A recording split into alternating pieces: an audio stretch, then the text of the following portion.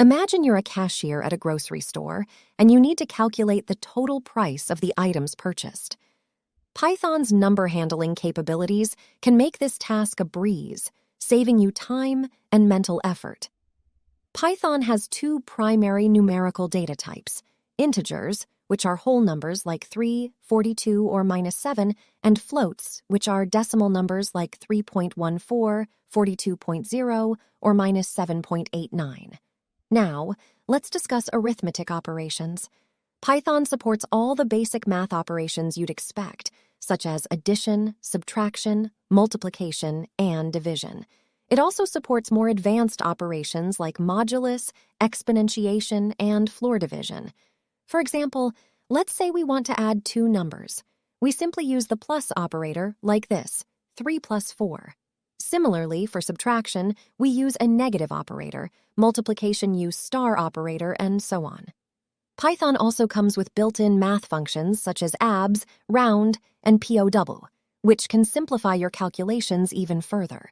Now, let's talk about type conversion. Sometimes you'll need to convert between integers and floats, and Python makes this super easy. For example, to convert a float to an integer, you can use the int function, like this, int 3.14.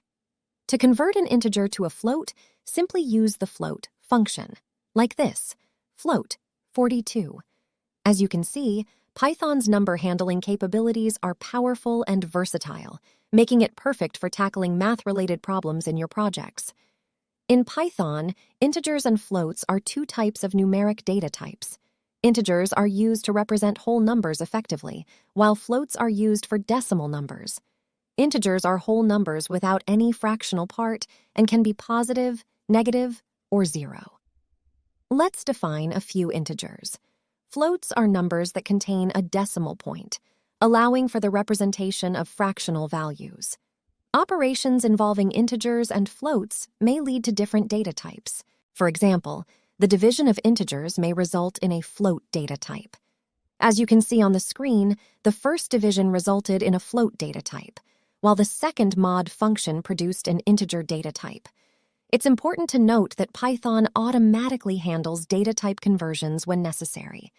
As shown on the screen, we have selected one number as an integer and the second number as a float. We are attempting to add both of them and store the result in a variable called result, and we are also trying to multiply both variables and store the result in a variable called product. As you can observe, both results have turned out to be of float data type, even though one of the input numbers was an integer.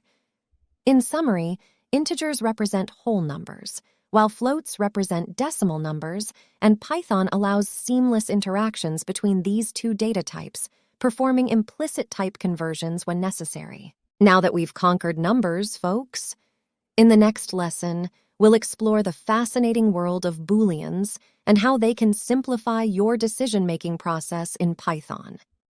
Stay tuned for the next lesson, and remember to like, comment, and subscribe to our YouTube channel.